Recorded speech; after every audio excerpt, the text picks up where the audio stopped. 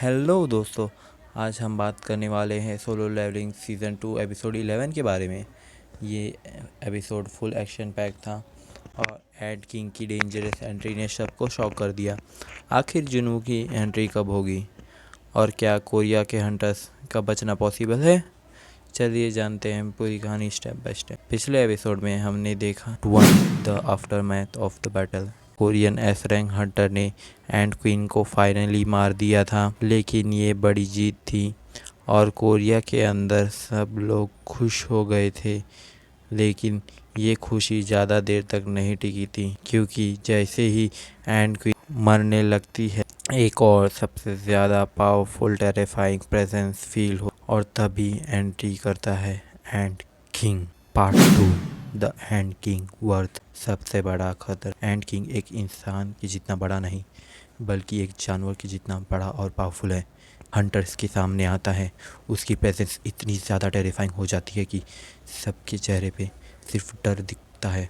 Speed और power इतनी ज़्यादा होती है कि कोई भी हंटर उसके सामने टिक नहीं पा रहा। रैंक हंटर्स भी उसके सामने बिल्कुल बेकार लग रहे हैं। पार्ट 3 मिंग बियांग बू का शॉकिंग एंड किंग का डरावना move. S rank healer Ming Biyang Bu, जो एक पावरफुल और एक्सपीरियंस हीलर है, वो अपनी कैमोफ्लेज एबिलिटी का यूज़ करके छुपने की कोशिश करता है, लेकिन एंड किंग एकदम मॉन्स्टर है। उसकी सेंसेस इतनी शार्प है कि वो मिंग बियांग को लोकेट कर लेता है और उसे बिना मेहरबानी के मार डालता है।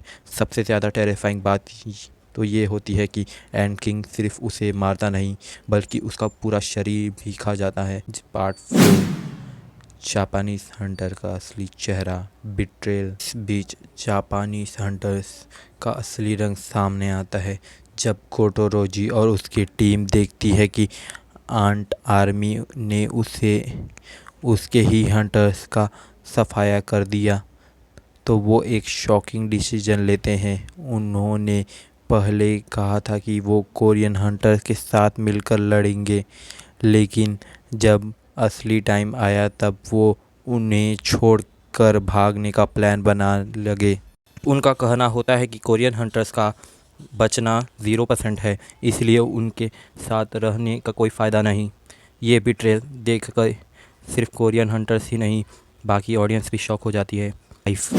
एंड किंग वर्सेस कोटोरोजी एपिसोड का बिगेस्ट क्लिफ हैंगर। लेकिन भगवान भी इन जापानीज हंटर्स को माफ़ करने के मूड में नहीं थे, क्योंकि जैसे ही कोटोरोजी और उसकी टीम भागने लगती है, एंड किंग उनके सामने आ जाता है। एपिसोड यहाँ पर ही बड़ी क्लिफ हैंगर पर ख़त्म हो जाता है, जिसमें हमें दिखाया जाता है कि एंड किंग अब जापानीज हंटर्स का भी सफाया करने वाला है। अगला एपिसोड बहुत ही स्पेशल होने वाला है, क्योंकि जिनू की एंट्री कंफर्म है। उसकी पावर कितनी बढ़ चुकी है, क्या वो एंड किंग का सामना कर पाएगा? ये सब देखना बहुत इंटरेस्टिंग होगा। अगर आपको यह एक्सप्लेनेशन पसंद आई तो लाइक शेयर कमेंट ज़रूर करना।